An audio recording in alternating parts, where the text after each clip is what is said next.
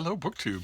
It's very early, very dark day, and Boston not dark in the sense of dire historical events, just plain old physical dark, lack of light. Uh, and it occurred to me first thing this morning that I've thrown all the light in the room on. I'm hoping that it's enough. I can never quite tell ahead of time what these things are going to look like. But it occurred to me that I have been sort of slacking off on the mail, and in my partial defense, so has the publishing industry, of course, famously. The publishing industry sort of phases itself onto vacation starting in the middle of November and lasting until the first week in January. And I can't remember if that's been a factor on this channel in the past. Maybe it has been. It's certainly a factor these days. But I do have some mail that I wanted to go through. It's not all the mail that I've got and neglected. I've been neglecting you, opening mail with other people.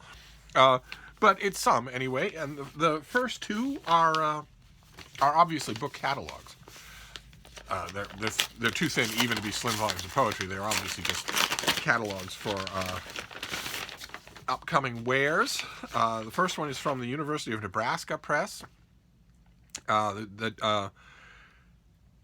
They don't tend to do a lot of work that interests me, although I'm encouraged to see that they have started to increase the amount of work that they do for a general audience. A lot of times, academic presses are great. I absolutely love them, but a lot of times they stick to regional interests, Hoosier interests, that sort of thing, understandably. So I'm automatically going straight back to the paperback section to see if maybe I have ever done. I don't think I have ever done, or I don't think I've done anything recently from them. Wow, this is a full dress catalog. This is it has a whole scholarly section. It has a recent section, and these don't look. A lot of these things don't look specific to Nebraska. They don't all look specific to Nebraska. Wow. Book on Operation Overlord. Book on Valley Forge.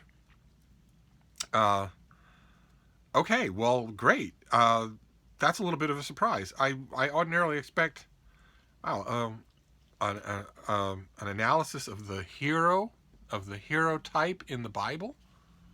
That sounds pretty good. A lot of these things sound pretty good. Naturally, there's a book on Theodore Roosevelt. These books on Theodore Roosevelt all have the same photo of him in Yellowstone. And a lot of them crop out, as this one does, John Muir, who's right over here. But it's understandable. Photographs took a lot of effort. Back then, you couldn't just do 50 in a row. So,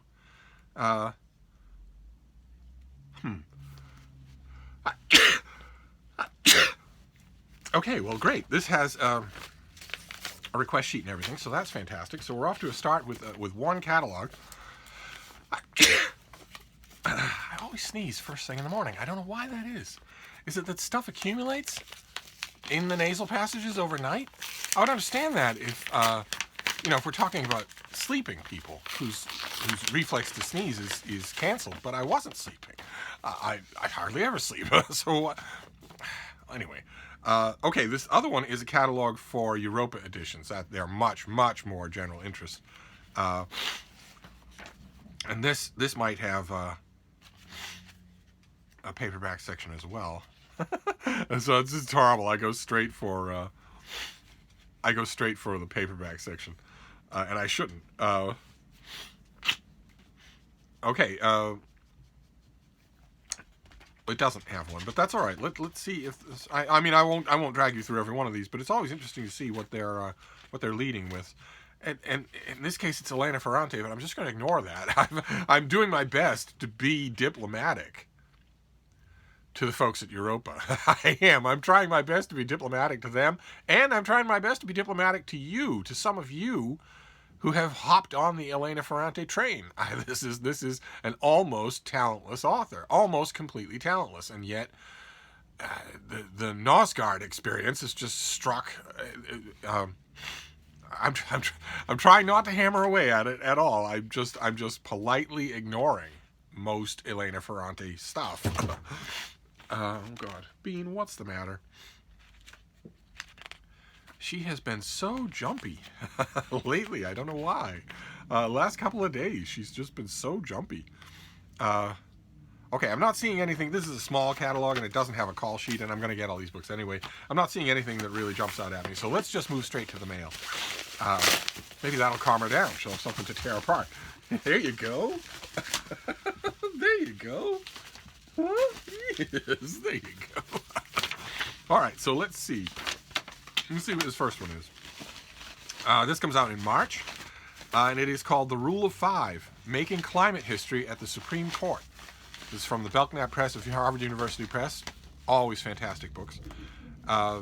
This is Richard Lazarus's gripping insider account of how an unlikely team of lawyers and climate activists overcame conservative opposition to win the most important environmental case ever brought before the Supreme Court.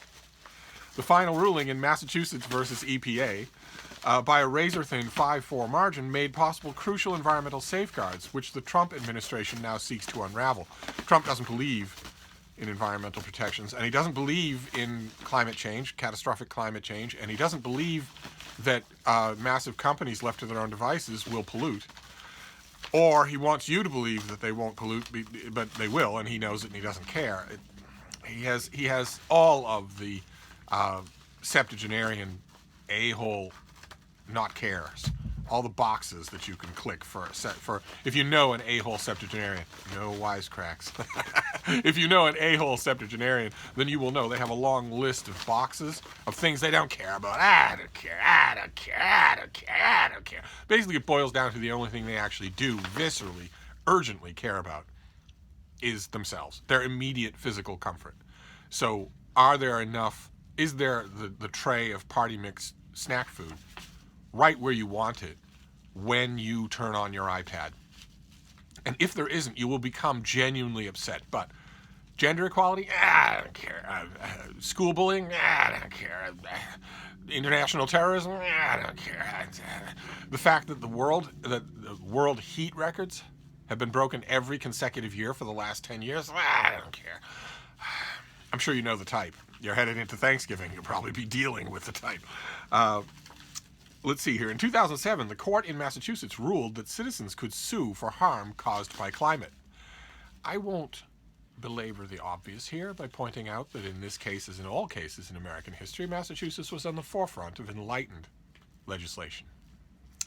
I'll assume that you have already noticed that. And we'll just move on. In change and in and oh my God. Okay. The next sentence is 18 randomly chosen words. So I'm going to actually skip that whole sentence and move on.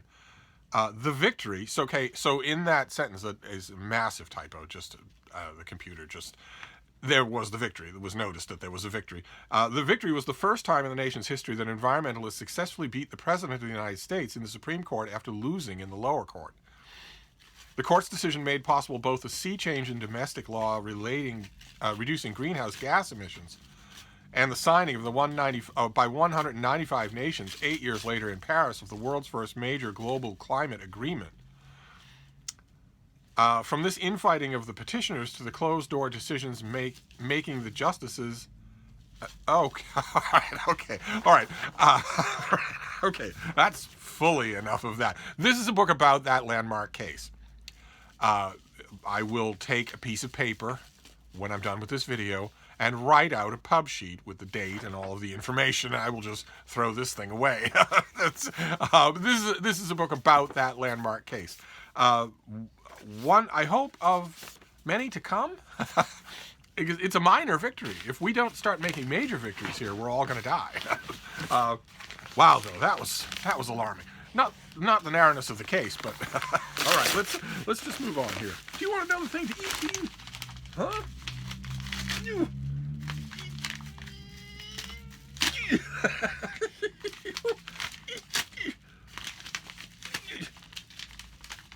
You know, your fans would like it if you jumped. I know, you're a star. You're a diva. All right, let's see what this next one is. Oh, great. Oh, fantastic. Okay, fantastic. This is a December book.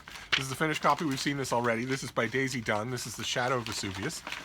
A Life of Pliny, the subtitle says, and the subtitle is intentionally ambiguous because it's both Pliny the Elder and Pliny the Younger. So the best-selling, hugely, freakishly prolific Roman admiral and statesman, Pliny the Elder, and his nephew, Pliny the Younger, who achieved fame by publishing his own letters in the reign of Trajan. And the reason for the title is that their lives were connected with the eruption of Vesuvius. They saw it happen. And Pliny the Elder died trying to rescue survivors, trying to get people off the coast before they were destroyed, before they were buried in ash. He was not a healthy enough man to do that. Most people wouldn't be. It was a nightmare scenario. He was able to see that nightmare from across the bay before he decided to sail his fleet of ships directly into Dangerous Path. And I'm very pleased to say that I am reviewing this for the Christian Science Monitor. No idea when my review will run. I'm hoping that it runs in December, but I'm glad that I am. Let's see here. Pliny the Elder inspired the phrase "in a nutshell," so in a sense he's a kind of patron saint of this press release. Okay, well, this press release can't help but do a better job than the last one. Just random strings of words, sentences and verbs, subjects and verbs, entirely missing. In the Shadow of Vesuvius, classicist Daisy Dunn delights and fascinates with multiple anecdotes of the uncle-nephew duo, both known as Pliny, who never seemed to be far from the action during many of the Roman Empire's historic hinge points. And this came out, I think this came out at the beginning of this year in the UK. I was despairing that it would ever come out in this country. The first biography of two of antiquity's most intellectually ambitious and influential figures, Dunn is not that biography, shows how they helped frame the empire during its most tumultuous years. Well, I'm pretty sure that the author of this pub sheet means the first dual biography of these two. And that is not true, but it's at least true for the 21st and the 20th century. Nobody's attempted a dual biography of these two since Victorian times, as far as I know. So what else have we got here? So equally moving, in addition to the Vesuvius eruption, is the narrative of Elder Pliny's profound influence on his adopted son. Dunn documents how the younger spent much of his adult life striving to emulate the intellectual accomplishments of his uncle. Both men were remarkable chroniclers of life who obsessively sought to understand the intricacies of the natural world. The elder Pliny, apart from his day job of helping manage the Roman Empire of his friend and emperor Titus, would spend sleepless nights compiling his encyclopedia and attempt to record everything humanity had ever learned. And he did that with the help of a lot of amanuensi, a lot of slaves who were highly educated, they were heavily trained in his own version of multiple dictation. Round the clock, he needed almost no sleep. He was an omnivorous reader, he was omnivorously interested in everything. Unparalleled in its time, boasting over 20,000 facts spanning 10 volumes. The natural history would inspire luminaries from Francis Bacon to Montaigne to Charles Darwin to Mary Shelley. Even Dickens' A Christmas Carol owes its roots in a story told by Pliny about the philosopher Athenodorus haunted by the spirit of a man in chains. Okay, well, this comes out in early December, and I am your Johnny on the spot. I will be reviewing this. I couldn't let an ancient Roman book float by the plate for the Christian Science Monitor, so I begged and pleaded. I threw my toys out of the pram. I stamped on the floor, and I eventually got my way. Now, you might think that's a victory, and it is. It is, because it's going to be tough to interest the general reader in two guys named Pliny, especially when I have so little space. If I had, 3,500 words for the London Review, I could do a much better job. And I forget who it was who reviewed this book for the London Review, but they did a really good job. I will still manage. But it came at a cost. It's a victory. As all victories, it came at a cost. And that cost is probably that my tantrums in 2020 to review Roman books might not come to anything. They might not come to anything. Early in 2020, there were two Roman books, one on Julius Caesar's crossing of the Rubicon, and then the other, a big book, on Rome's relations with its armed enemies. The enemies of Rome is what it's called. I'm going to want to write about both of those, but we shall see. We shall see. All right, so what is this next one? And Bean. Can you see her? She's savage. Oh, grab that. What?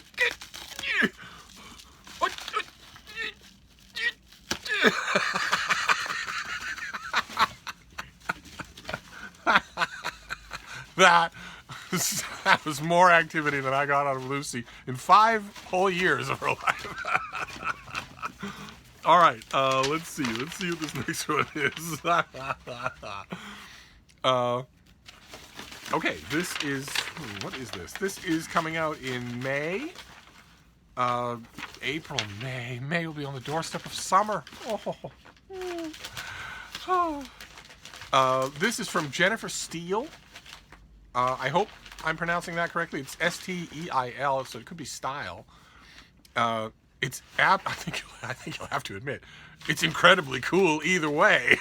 If it's Jennifer Steele, that's cool. If it's Jennifer Style, that's cool as well. Certainly much cooler than Donoghue. But anyway, this is Exile music. Let's see here. Growing up in Vienna in the 1930s, Orly Zingel is an imaginative young girl with an idyllic life full of music. Sensing trouble on the horizon. she's living in Vienna in the 1930s, and she's living an idyllic life. Uh-oh. Her father plays the viola in the Philharmonic. Her mother is a talented opera singer. Her beloved older brother charms the neighborhood, and most of her eccentric extended family live nearby. Orly spends her days going to school and the cinema and making up fantastical tales with her best friend Anneliese. She's only vaguely aware of Hitler's rise. How did you know he was going to show up and ruin everything? Or how her Jewish heritage will come to define her identity, until history comes crashing through her front door. Their home in turmoil and their lives in danger, the Zingels flee Vienna in search of safe harbor across the ocean, in the mountains of Bolivia. Okay, well that took a turn I didn't see coming. And maybe I should have, from the cover here. Inspired by true events, Exile music is the absorbing, atmospheric new novel from the author Jennifer Steele, or Style, author of The Ambassador's Wife. With lush prose and rich detail, she brings to life an untold slice of history and of the Jewish diaspora, just in time for the 75th anniversary of the end of World War II. Oh my God. Oh my God. 2020 is the 70th anniversary of the end of World War II. Oh my God. I did not remember that. Oh, we're going to get flooded in books about VE or VJ Day, about oh my. Well, all right. I'm ready. I'm ready either way. In the years leading up to the war, Bolivia was one of the few countries that opened its doors to Jewish refugees, even as countries like the US and Canada were turning them away. Nearly 10,000 Austrian Jews fled to La Paz to escape the Holocaust, just as the Zingels do in Exile music. As the wife of the European Union ambassador to Bolivia, the author spent 4 years in La Paz from 2012 to 2016 researching this piece of history and interviewing survivors.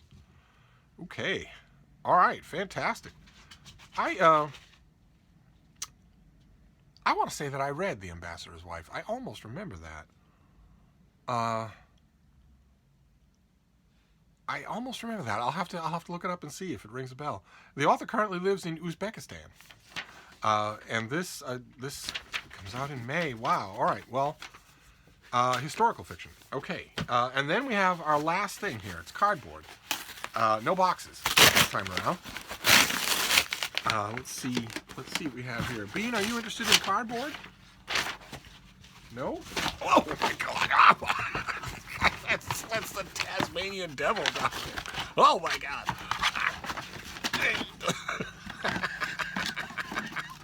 Oh. I guess that answers that. Oh, great. Okay.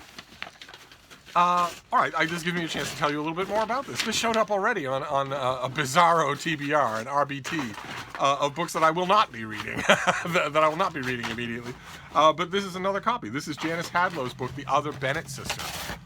A very intentional callback, I imagine, to the other Boleyn sister. And let's see here. Janice Hadlow, critically acclaimed author and longtime top BBC executive, will make her fiction debut.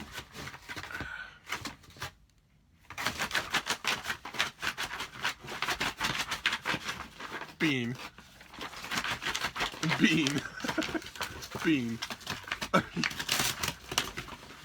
They can't hear me with you doing that. There you go. So this is the author's fiction debut, with a retelling and continuation of Jane Austen's Pride and Prejudice.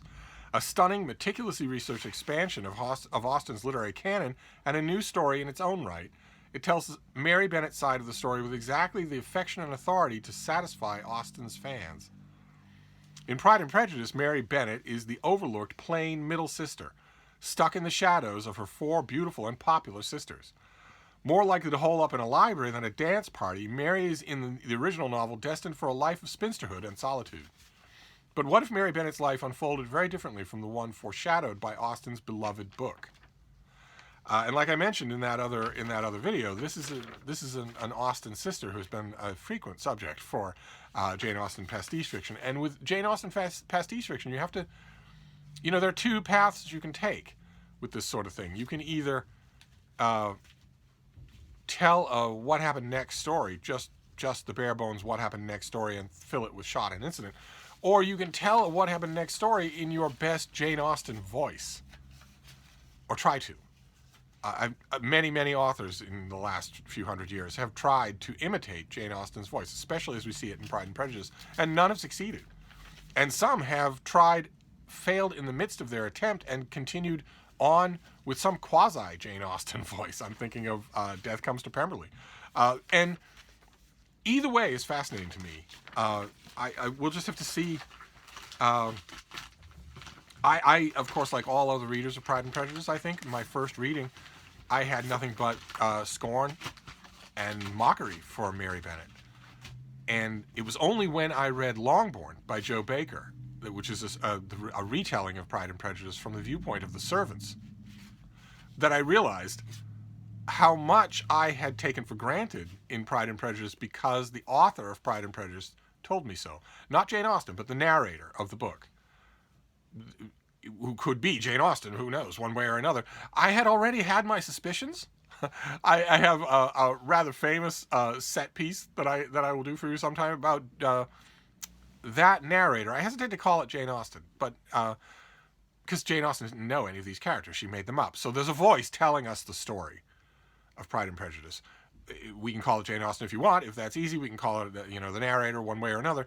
But I even in my earliest readings of Pride and Prejudice, I thought the narrator of the book was being unfair to a lot of the women in the book. We don't get anything like the fascination indulged in with Mrs. Gardiner, for instance, that she clearly warrants. We don't get anything like the amount of attention with her that she deserves. And is Mrs. Bennet really that much of a villain? Yes, she's a little flighty and she says silly things, but does she really want the unwantable? And then there's Lady Catherine de Bourgh, my toughest nut to crack, and yet I think there's a strong case to be made that the narrator of Pride and Prejudice, the person who is telling us this story, if you want to put an intermediary between Jane Austen and that voice, fine, otherwise Jane Austen, is simply making us, trying really hard to make us dislike those characters without sufficient reason in the facts of the case. If you just break down in the book what they do, what they say, as opposed to what we're told about them and how they're characterized, if you take that characterization out, I don't think that the actions and the words merit the characterization. And after a while, especially after the shock of Longbourn, when I started Longbourn and was horrified to realize that I could not remember the name of any of the servants in Pride and Prejudice, even though they are named in the book. Then I turned an eye on Mary Bennet and realized that, well, the same thing could easily be true for Mary Bennet. Easily. That we might just... What does she do that is so god-awful that she is heaped with scorn throughout the course of the book? So something like this, it'll be high on my list for 2020. But not before then. So there you go. That is our much-neglected mail. We have the other Bennet sister. We have Exile music. let's see here. We have Shadow of Vesuvius, about the Plinies. We have The Rule of Five, about a landmark environmental decision. And we have a couple of catalogs, one from the University of Nebraska Press and one from Europa Editions. So those will go on the desk rather than on the reading pile so that I can get to work on them for Monday's mail. Not Monday's mail coming to me, but Monday's outgoing mail. So anyway, I'm going to wrap this up for now. And of course, now that we're in the little book room, once I wrap up the video, I will do what I always do. I will turn off the camera and clean up the mess that the bean has made on the floor. I cannot tell her to clean it up myself, because if I do, she'll turn her big adorable eyes on me and give the standard dog excuse for all of their messes. I don't have opposable thumbs. I can't pick things up. But it's too late now. It's too late now for me to opt for having pet monkeys. So I'll wrap this up, but I'll see you soon. Thank you, BookTube.